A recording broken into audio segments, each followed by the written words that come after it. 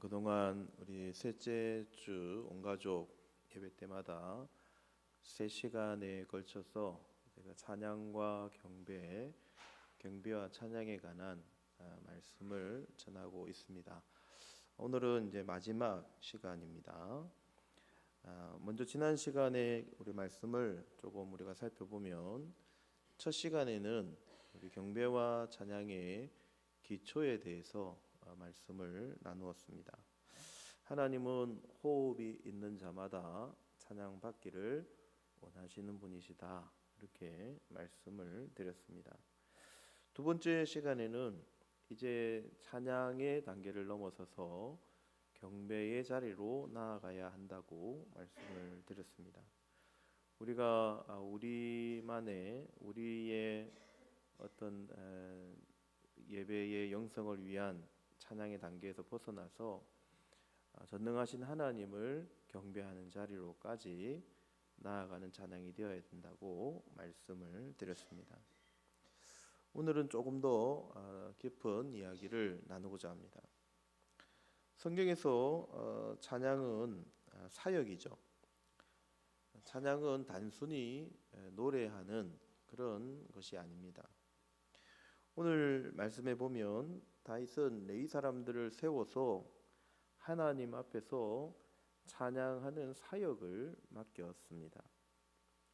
이 사람들은 단순한 음악가가 아니라 나라에서 주는 또 사례를 받고, 그리고 늘 하나님의 성전에서 또 성막 앞에서 하나님을 찬양하는 아주 중요한 사명을 가지고 찬양팀에 서 있습니다. 그래서 이 찬양팀은 단순히 음악을 연주하는, 음악을 또 노래하는 그런 팀이 아니라 예배를 위한 사역팀이라는 것입니다. 오늘 우리는 찬양과 경배 사역에서 이제 더 나아가서 예배를 돕고 예배를 또 주도하는 예배 사역팀 관점에서 3가지 원리의 말씀을 나누고자 합니다. 가장 먼저 찬양팀의 첫 번째 사역은 하나님을 향한 것이 되어야 된다는 것입니다. 찬양팀은 회중을 향해서 노래하는 팀이 아니라는 것이죠. 찬양팀의 방향은 항상 하나님이 되어야 합니다. 우리가 이제 종종 착각을 많이 합니다. 많은 사람들이 이 부분에서 착각을 많이 해요. 하나님께 우리가 감동을 주는 것이 먼저인가, 아니면 나의 감동을 위한 것이 먼저인가 하는 착각을 하는 것이죠. 찬양팀은 회중을 감동시키는 또 팀도 아닙니다. 회중의 만족을 위한 팀이 아니죠. 엄밀하게 우리 찬양팀은 하나님을 위한 찬양팀이 되어야 합니다. 찬양은 철저하게 하나님께 드리는 것입니다. 그리고 회중은 그 예배에, 그 찬양에 함께 참여하는 것이죠. 그러니까 찬양팀의 목적이 회중에게 있다면 그 찬양은 하나님께 도달하지 않는 것입니다.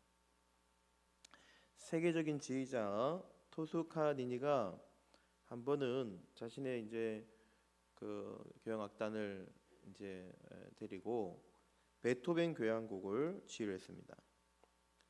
연주가 끝나자 관객들이 기립박수를 쳤어요. 그러자 토스카니니는 오케스트라 단원들에게 이렇게 이야기했다는 것입니다. 여러분, 우리가 위대한 것이 아닙니다. 베토벤의 음악이 위대한 것입니다 라고 이야기했다는 것입니다. 찬양 사역도 같죠. 우리가 위대한 것이 아니라는 것입니다. 우리의 실력이 뛰어난 것, 우리의 찬양팀이 능숙한 것, 그것은 크게 중요치 않다는 것입니다.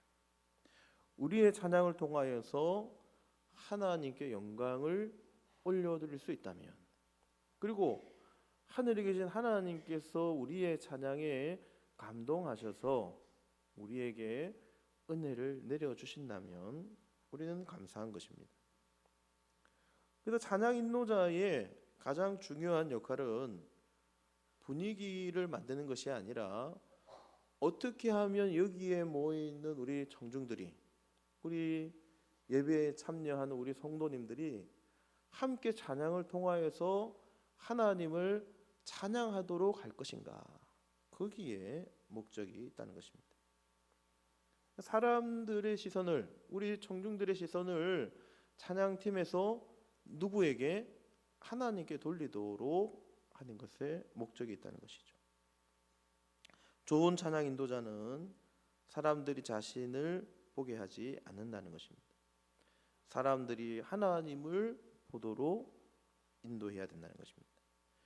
그래서 찬양 인도자는, 또 찬양팀은 찬양하기 전에 먼저 누구를 바라봐야 되겠습니까?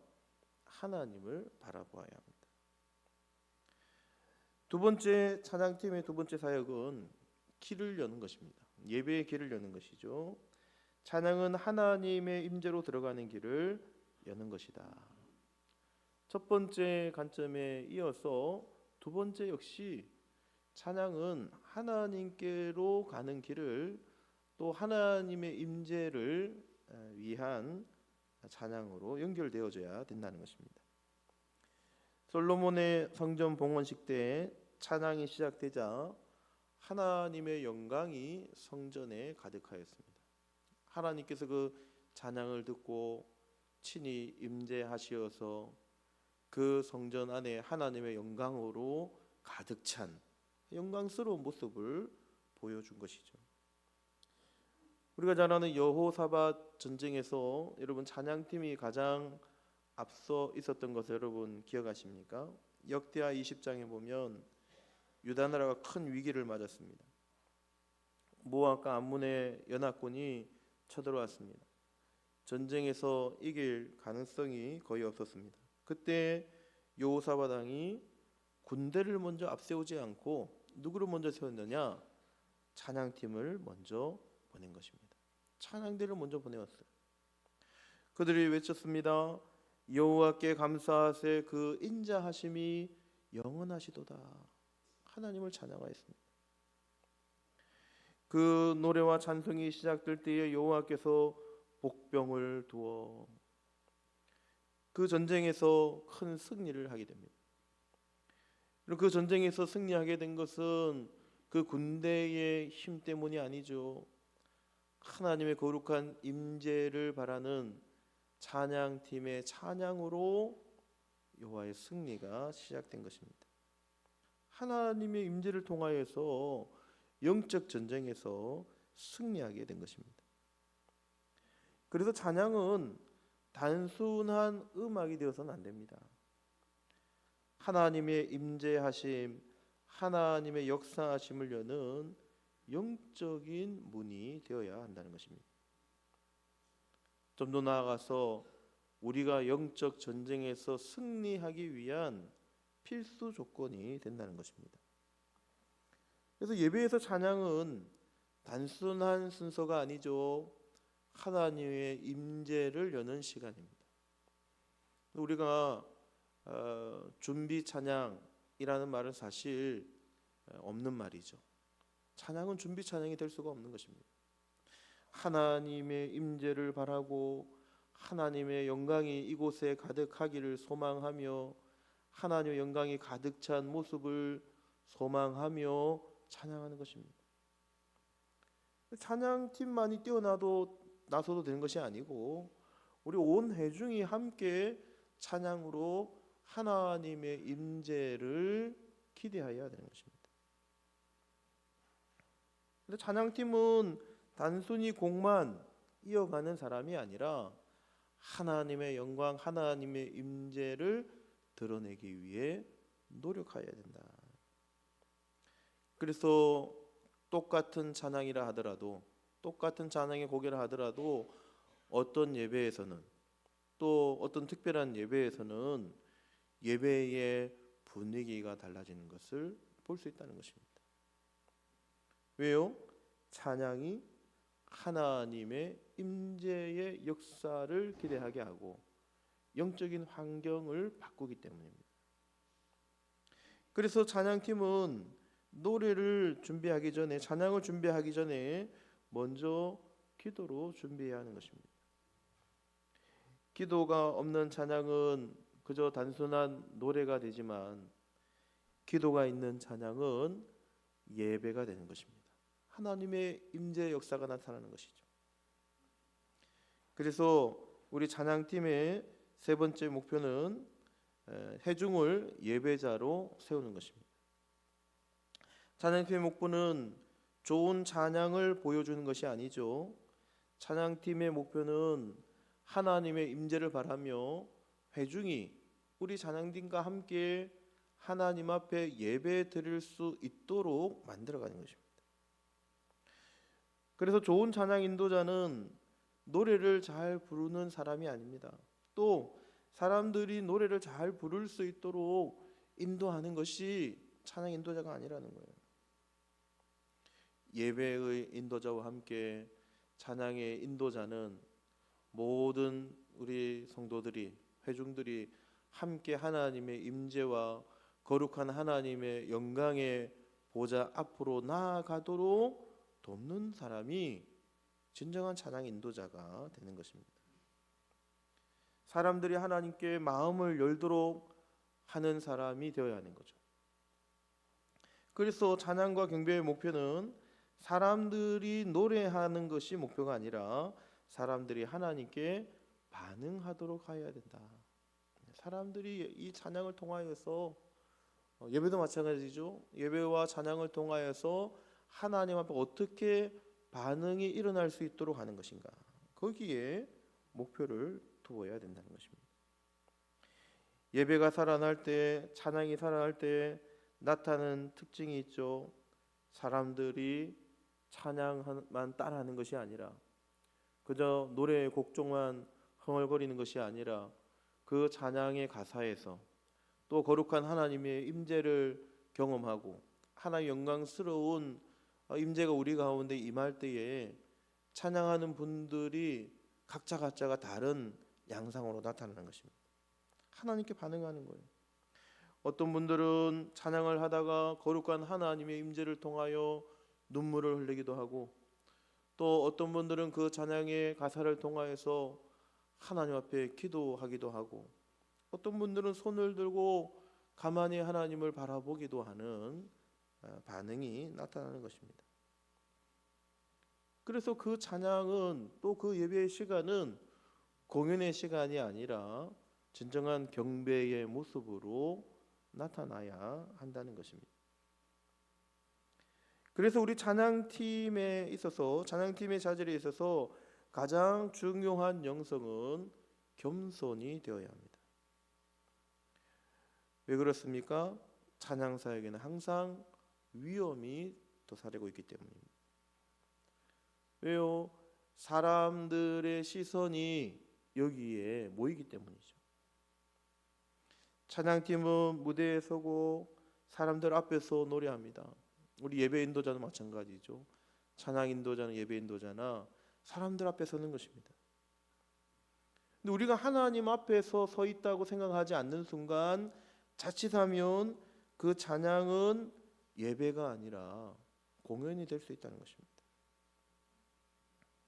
그래서 우리 찬양팀이나 또 찬양 인도자나 예배 인도자, 찬양과 경배의 사역에서 가장 중요한 영성이 있다면 겸손이 되어야 해요.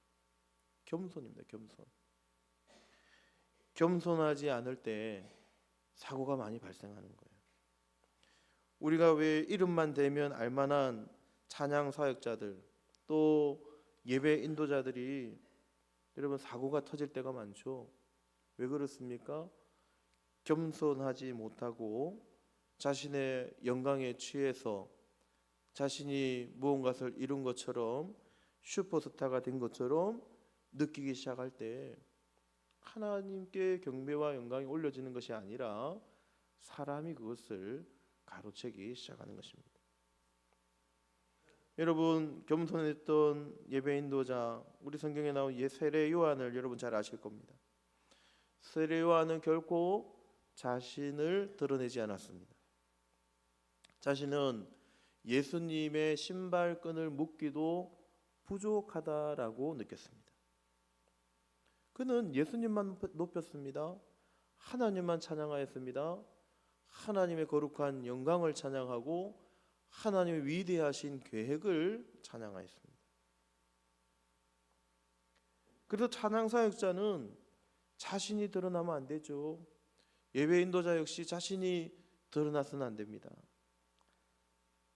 정말 하나님 앞에서 귀하게 쓰임 받는 찬양 사역자는 하나님이 드러나도록 돕는 사람이 되어야 합니다. 요한은 이렇게 말하였습니다.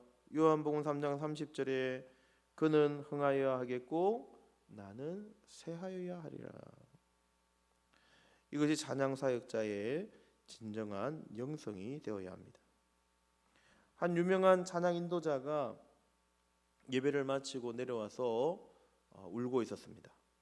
옆에 있던 찬양 단원들이 그 찬양 인도자에게 물었어요. 왜 울고 있습니까? 오늘 예배가 너무 은혜스러웠습니다. 라고 이야기했습니다. 그러자 그가 이렇게 이야기했습니다. 사람들이 하나님보다 나를 더 바라보는 것 같아서 마음이 아픕니다. 사람들이 하나님보다 나를 더 바라보는 것 같아서 마음이 아프다고 고백한 것입니다. 여러분, 진짜 찬양 사역자라면, 진짜 예배 인도자라면 자신이 드러나는 것을 두려워하여야 합니다. 왜요? 예배의 주인은 사람이 아니라 하나님이시기 때문입니다. 우리가 잘 아는 사도행전 16장에 보면 바울과 실라의 찬양이 나옵니다.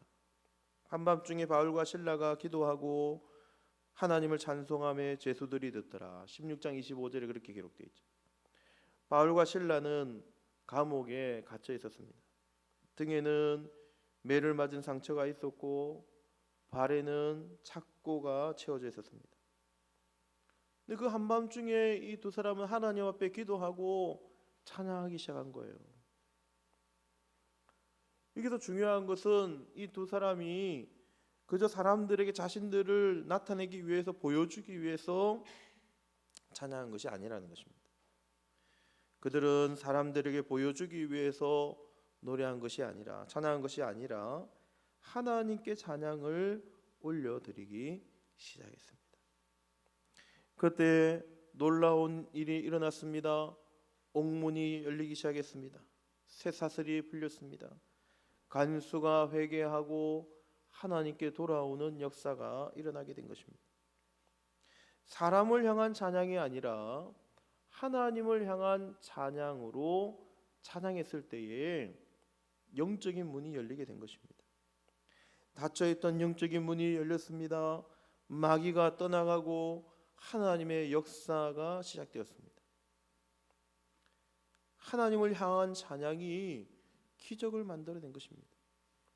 하나님을 향한 찬양이, 하나님을 향한 예배가 하나님의 하늘 보좌를 움직여서 기적의 역사를 만들어낸 것입니다. 그래서 찬양을 통하여서 하나님의 기적의 역사가 일어날 수 있도록 도와야 합니다. 찬양의 방향은 사람이 아니라 하나님이 되어야 합니다. 그래서 찬양 사역은 단순한 음악의 사역이 아닙니다. 찬양 사역은 거룩한 하나님의 임재 앞에 서는 사역입니다. 오늘 우리는 스스로에게 한번 질문해 보아야 합니다. 찬양을 인도하는 우리 찬양팀이나 찬양 인도자나, 또 예배를 인도하는 예배 인도자나, 또 이 자리에 함께 앉아서 함께 찬양에 동참하시는 우리 회중이, 성도님들이 어떤 자세로 찬양에 임하고 있는지, 나는 하나님께 찬양하고 있는지, 아니면 사람들에게 보이기 위해서 찬양하고 있는지, 나는 예배를 인도하고 있는지 아니면 예배를 공연처럼 생각하고 있지는 않는지, 찬양을 통해서 나는 하나님을 드러내고 있는지 아니면 나를 드러내고 있는지, 진정한 찬양의 모습으로 서고 있는지 생각해 보아야 합니다. 하나님은 지금도 참된 예배자를 찾고 계십니다. 하나님은 지금도 예배에 있어서 가장 하나님의 마음에 기뻐하시는 사람을 찾고 계신다는 거예요. 예배와 찬양에 있어서 여러분 한계는 없죠. 하나님께서 신실하신 예배와 또 찬양의 우리 인도자, 우리 성도님들을 발굴하기까지, 우리가 하나님의 마음에 들기까지 우리의 예배를 계속해서 개혁해 나가야 하는 것입니다. 찬양도 마찬가지죠. 하나님께서 그 찬양을 받으시기까지, 그리고 그 하나님 마음에 합당한 찬양 인도자 또 찬양하는 사람이 되기까지 우리가 하나님 앞에 하나님 눈에 들도록 나아가야 하는 것입니다. 찬양팀이 하나님을 바라보게 되면 회중도 하나님을 바라보게 되는 것입니다. 찬양팀이 하나님 앞에 엎드리게 되면 교회도 하나님 앞에 엎드리게 되는 것입니다. 그래서 찬양팀으로 또 예배 인도자로 헌신하는 분들은 먼저 기도하셔야 합니다. 우리의 찬양이 그저 좋은 노래, 우리의 찬양의 모습이 그저 좋은 찬양의 모습으로 보여지는 것이 중요한 것이 아니라 하나님의 임재를 사모하는 우리 찬양팀이 될 수 있도록 기도하셔야 되겠고, 또 여기에 모여 있는 모든 성도님들이, 모든 우리 회중들이 하나님의 임재를 경험하는, 하나님의 영광스러운 모습을 경험하는 시간이 될 수 있도록 도와달라고 기도하시고, 그러한 마음으로 찬양을 인도하시고, 또 그러한 마음으로 함께 찬양과 경배의 시간에 동참하실 수 있는 우리 수준 높은 우리 믿음의 성도님들, 우리 그리스도인들이 꼭 되시기를 주님의 이름으로 간절히 축복합니다.